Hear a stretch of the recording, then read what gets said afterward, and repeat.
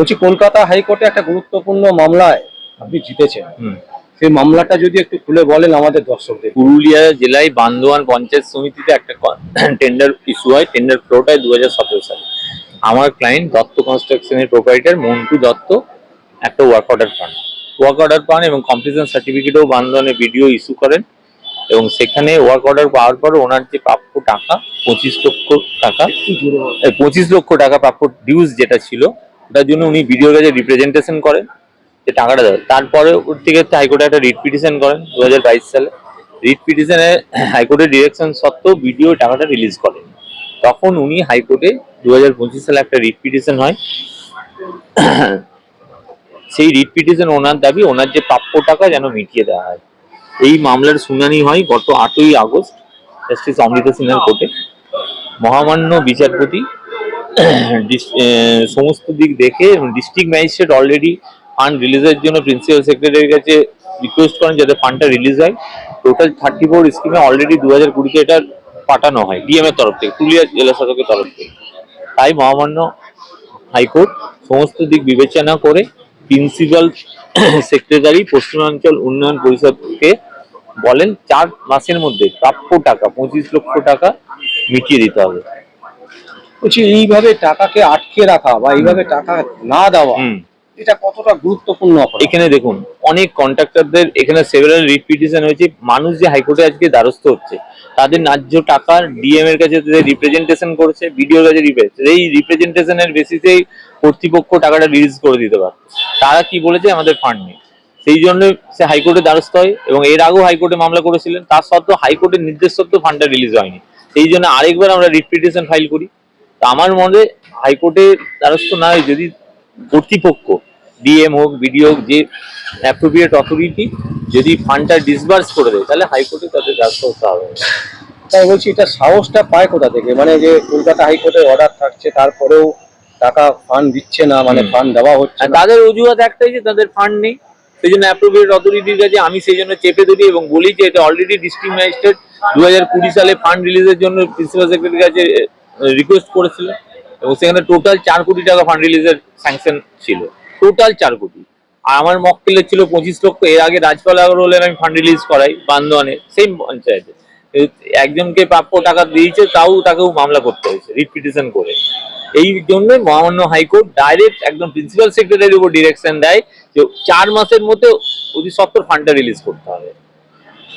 আচ্ছা, যেটা মানে খুব গুরুত্বপূর্ণ প্রশ্ন এই মুহূর্তে মনে জাগছে, আপনি একজন সরকারি মানে সরকারের পক্ষের আইনজীবী, বলা যেতে পারে সরকারের সাথে ওতপ্রোতভাবে জড়িত এবং ভালোবাসেন তৃণমূল কংগ্রেসকে। তো তারপরেও এই ধরনের মামলা করেন। কারণ আমি কোনো রিটেনার পোস্ট হোল্ড করিনি, ঠিক আছে? আমি যদি কোনো গভর্নমেন্ট প্যানেলে থাকি, আমি রিটেনার পোস্ট হোল্ড না করি, আমার যেহেতু একাধিক প্রাইভেট ম্যাটার আছে, প্রচুর প্রাইভেট ম্যাটার আছে। এবং দেখবেন আপনি ক্রিমিনাল কেস থাকলে যে শিক্ষকদের পেনশনের মামলা, যেটা গুরুত্বপূর্ণ রায়, যেখানে পেনশন পাওয়া যায় না, প্রভিশনাল পেনশন পাওয়া যায়, সেখানে আমার করা মামলার উপর টোটাল রাজ্য সরকারকে টোটাল পেনশন দেওয়ার যে নির্দেশিকা হাইকোর্ট জারি করেছেন এবং সেটা রিপোর্টেড জাজমেন্ট হয়েছে। তো এরকম একাধিক মামলা আমি করেছি। কখনো সিনিয়র সিটিজেনের ম্যাটার আপনি যদি দেখেন, বা পেনশনারি বেনিফিট বা এডুকেশন ম্যাটার, সেই রকম ভাবে আমি এই মামলা করেছি। অনেক এর আগে অনেক কন্ট্রাক্টরদের আমি করেছি। এতে আপনাদের যে মানে আমাদের যে সেল, আইনজীবী সেল এবং তাদের যে নেতা নেত্রীরা আছেন, তারা তাতে কোনো অসুবিধা না? না, এটা অসুবিধা না। একজন লিটিগেন্টের হয়ে আমি মামলা করতেই পারি। তাছাড়া আমি তো রিটেনার পোস্ট হোল্ড করছি না, আমি এ গ্রুপে আছি, তাহলে আমি একাধিক মামলা করতেই পারি। এটা তো প্রাইভেট ম্যাটার এবং একাধিক প্রাইভেট ম্যাটার আমি করেছি। তো শিক্ষকদের মামলাই বলুন, এবং আমি কেন, অনেক আইনজীবী আছে প্রাইভেট ম্যাটার করে, যারা রিটেনার পোস্ট হোল্ড করে না তারা মামলা করতেই পারে। এক্ষেত্রে ন্যায্য একজন লিটিগেন্টের হয়ে ন্যায্য প্রাপ্য টাকা মিটিয়ে দেওয়ার জন্য লড়াই, এটা তো জেনুইন কজ। যে মানুষটা পেনশন পাচ্ছে না, ক্রিমিনাল কেস থাকলে যেমন পেনশন দেওয়া হয়, সেখানে আমার মামলা করা মামলা দিয়েছে যে টোটাল পেনশন দিতে হবে। কারণ ওখানে কি প্রপোজিশন অফ ল ছিল যে criminal case has no nexus with this service, no proceeding has been done. যেখানে বলতো প্রভিশনাল পেনশন দিতে হবে, সেখানে ফুল পেনশন দেওয়ার অর্ডার আমি করিয়েছি। জেনুইন লিটিগেন্টদের হয়ে আমরা লড়াই করতেই পারি। আর সেখানে আমি রাজ্য সরকারের তো কোনো রিটেনার পোস্ট হোল্ড করিনি। হ্যাঁ, আমি যদি রিটেনার পোস্ট হোল্ড করতাম আমি মামলা করতে পারতাম রাজ্য সরকার। না, যেহেতু আপনার সাথে ঘনিষ্ঠতা অনেক বেশি, অবশ্যই আমার কাছে যখন আমার বাড়ি পুরুলিয়া এবং একাধিক মামলা আমি প্রাইভেট ম্যাটার বিভিন্ন জেলার ম্যাটার আমি করি, বিশেষ করে এডুকেশন সার্ভিস ম্যাটার তো প্রচন্ড ভালোভাবে করি, আমার এটা ইন্টারেস্ট। এবং এই কন্ট্রাক্টরদের আমি একাধিক মামলা করেছি। মানে আপনাকে চন্দ্রবাদী ধমক দেন না যে কেন করছে এরকম না, সরকারের বিরুদ্ধে মামলা? এটা আমার প্রাইভেট ম্যাটার, এটা আমার ব্যক্তিগত একজন আইনজীবীর এটা কাজ। প্রাইভেট ম্যাটার তৈরি করে একটা আইনজীবীকে কখনো প্রাইভেট ম্যাটার দিয়ে একজন আইনজীবী তৈরি হয়। মানে এরকম কোনো শিকল পড়ানোর ব্যাপার না, নেই যে আপনি রিটেনার করতে পোস্ট পারেন? যদি আমি হোল্ড করতাম বা যারা রিটেনার পোস্ট আছে তারা রাজ্য সরকারের বিরুদ্ধে করতে হবে। আমি তো junior government, senior government, AGP তো নেই, বরঞ্চ আমি একজন অ্যাডিশনাল গভর্নমেন্ট লিডার বা জিপির এগেনস্টে মামলা করছি, এটা আমার প্রাপ্য হবে।